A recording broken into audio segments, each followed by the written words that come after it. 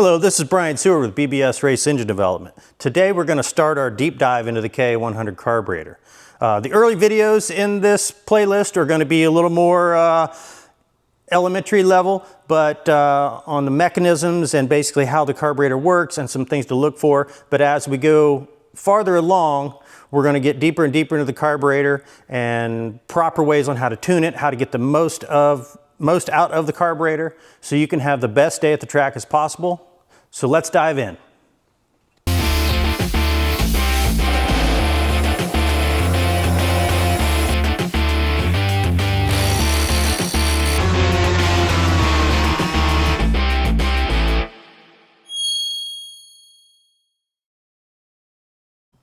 One of the first things we're going to get into on these carburetors is the inspection of the throttle shaft and linkage system here. We see common issues come through the shop where a lot of the stuff is very worn out. It causes the throttle to not work properly. The throttle blade's not shutting properly. Sometimes they're over center where you're getting far more than wide open throttle. So I picked this carburetor here up, and initially I'm going to point out a few things that I see before we take it apart, the issues that I typically see. One is you can notice there is some wear on the shaft here where the clip goes in. So while that doesn't seem like it's necessarily a big problem, as you can see as I open this throttle, everything shifts towards the right. And as it shifts towards the right, that will cause your throttle blade here to rub into the body of the carburetor itself. And as you can start to see, if the camera can see it close enough, you can start to see where there's flat spots getting on the edge of the throttle blade there, that where all of this is wearing, and because the throttle shaft is being pulled to the one side. One thing that exacerbates that we see a lot is the fact that this cable holder is not in line to where when the throttle cable is pulled, that it pulls directly in plane with the rotation of the shaft. So as you can see, this one here is pointed at a different angle. So as the cable pulls to open your throttle, it's actually pulling the shaft over to the right. And that is a lot of what causes this wear on this part of the shaft here, and causes your clip to get worn, and also wears on the throttle shutter and the body itself, causing air leaks through, when you're off idle and things like that. So we're going to get this torn apart, and then we're going to show you what these pieces look like and what to look for. It does look like everything is somewhat okay with this carburetor. The throttle spring is still in good shape. So, we're going to take this apart. We're going to look at each of the components of it, and then we're going to rebuild it so that way it is as good or better than new.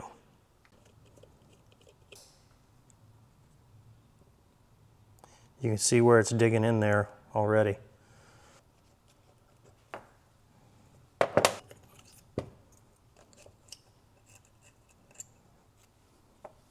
Okay, we've got this carburetor throttle linkage apart here, and so we're going to go through some of the components and some of the wear that I see on some of the items. The first thing that I see is on the throttle shaft clip that actually holds the throttle shaft into the carburetor. It is very worn on this edge, and I'm not sure if the camera can quite zoom in on it, but you can see it's over halfway worn through. So once that gets all the way worn through, the shutter is the only thing holding your throttle shaft in the carburetor. So that definitely needs replaced. The other thing that I notice on the throttle shaft here, you see where there's like notches where that shaft clip has been rubbing. And it'll wear over time, and you're going to get some wear. This one isn't horrible, but by the amount of wear on the clip and the wear that I see already on the shaft, we're going to go ahead and replace that as well. Another thing that I've noticed as this carburetor has ran over the years, and these parts, other parts being worn, you start to see this step here on the throttle. They call it a shutter, throttle blade, throttle shutter, whatever you'd like to call it.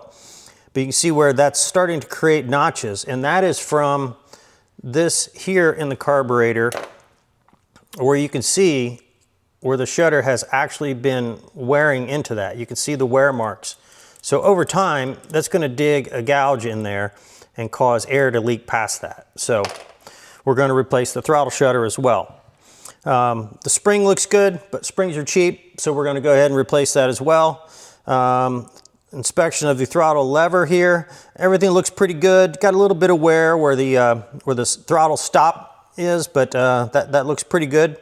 So we went ahead and pulled our throttle stops out as well. So we'll re-Loctite those and adjust those to where they need to be.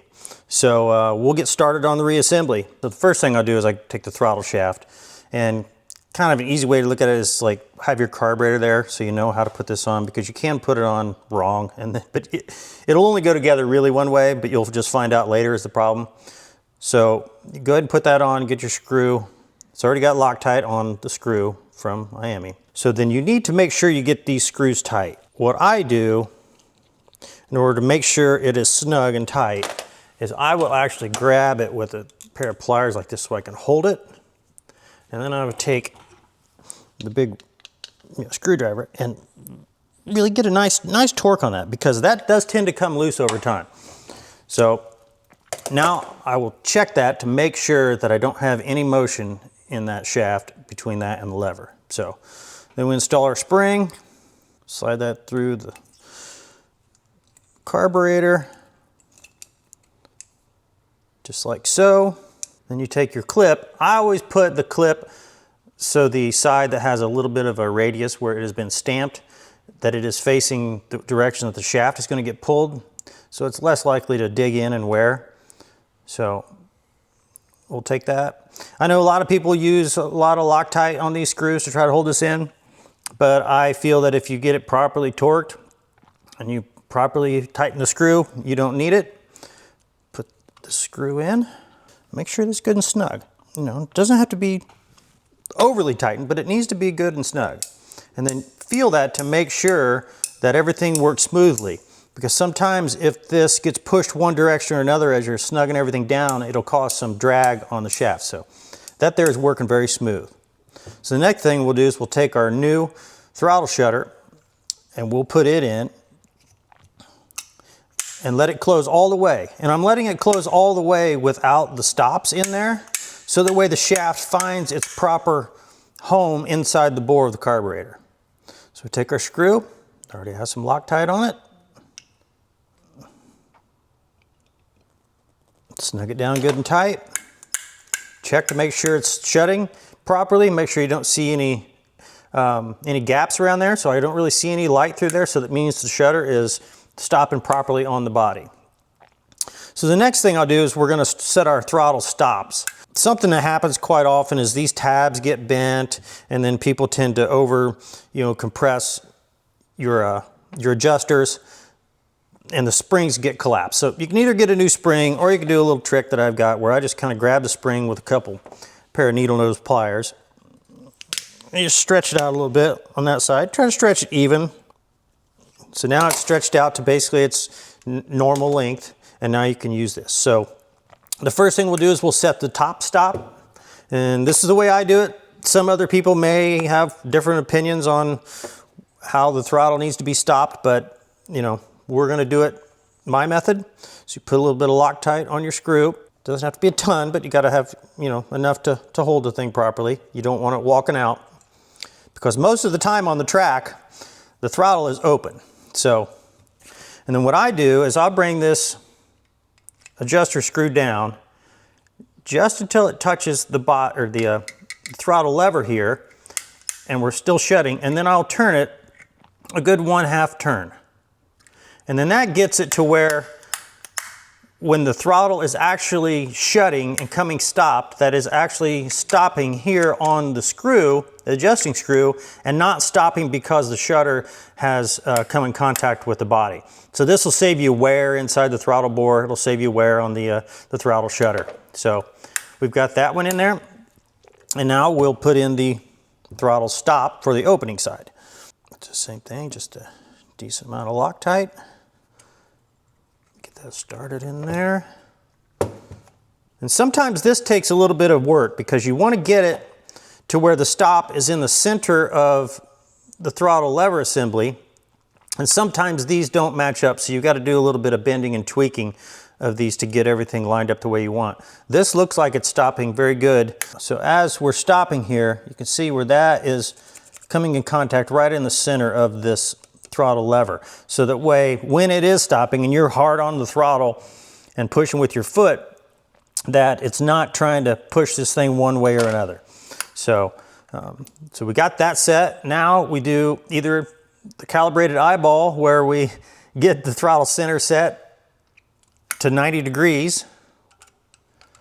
There are some tools you can use for this, but I've been doing this for many years, so I can get it to set basically right at perpendicular. You want that blade right perpendicular. Sometimes we will put them a little purposely under center, because when people are in the go-kart and they have if they get their cable set up to where it's too tight and there's not enough slack, you will always push harder with your foot than you will with your hand when you're setting up the throttle on your go-kart. So we see a lot of these come back where the throttle is way over center because it has pulled so hard that it has bent this lever down. So that's just another little tip.